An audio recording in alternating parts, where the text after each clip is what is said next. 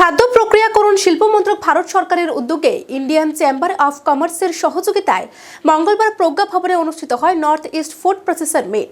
ত্রিপুরা প্রযুক্তি আপগ্রেডেশন, বাজার সংযোগ এবং আর্থিক প্রকল্পের সচেতনতা নিয়ে এই দিনের এই কর্মশালায় আলোচনা হয়। উদ্বোধনী অনুষ্ঠানে উপস্থিত ছিলেন কৃষি ও কৃষক কল্যাণ দপ্তরের সচিব Apurba Roy, chairman Tripura state committee, Indian chamber of commerce Sujit Roy, chairman Tripura Gramin bank Satyendra Singh, deputy general manager NABARD Tripura Diganta Kumar Das সহ অন্যান্যরা।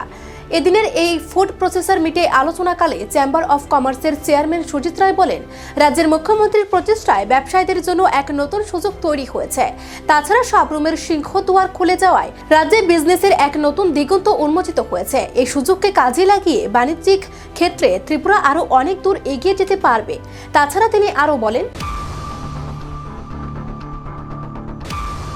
আপনারা জানেন যে নর্থ ইস্টের মধ্যে সিংহদুয়ার, আমাদের যে সাবরুম শুরু বন্দর, আমাদের ইতিমধ্যে ল্যান্ডপোর্টের এটা ওপেনিং হয়ে গেল, 2-3 দিন হয়েছে, আর কিছুদিনের মধ্যে পুরোদমে কাজ শুরু হয়ে যাবে।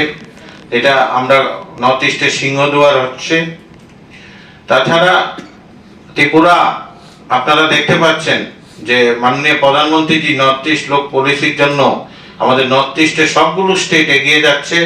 বিশেষ করে ত্রিপুরাতে আমরা এখন যে কোনো কাজ করতে গেলে যেমন সিঙ্গেল উইন্ডো করে দিয়েছে গভর্নমেন্ট। তাছাড়া আমাদের মাননীয় মুখ্যমন্ত্রীজি প্রফেসর ডক্টর মানিক সাহাজি খুব সারা দিন পরিশ্রম করে ত্রিপুরাকে উন্নত করার লক্ষ্যে। বিশেষভাবে উনি যদিও প্রফেশন মেডিকেল প্রফেশনের লোক, কিন্তু বিজনেস ফ্যামিলির লোক। আমরা যে কোনো সময় যে কোনো ছোট বড় এন্টারপ্রেনার হোক, ব্যবসায়ী হোক, আমাদের কোনো কিছু সমস্যা হলে উনি আমাদের পাশে থাকেন। তার জন্য আমি রাজ্য সরকারকে ধন্যবাদ জানাই। আর বিশেষভাবে ICC, Indian chambers of commerce অনেকগুলো বড় বড় এখানে সামিট করেছে। আমি আশা করি আমাদের যিনি আজকে চিফ গেস্ট স্যার অপূর্ব রায় স্যার, যে আগামী দিন আমরা আরো বড় ধরনের এখানে সামিট করতে চাই রাজ্য সরকারের সহযোগিতায়। এটা আমরা করব এই বলে সবাইকে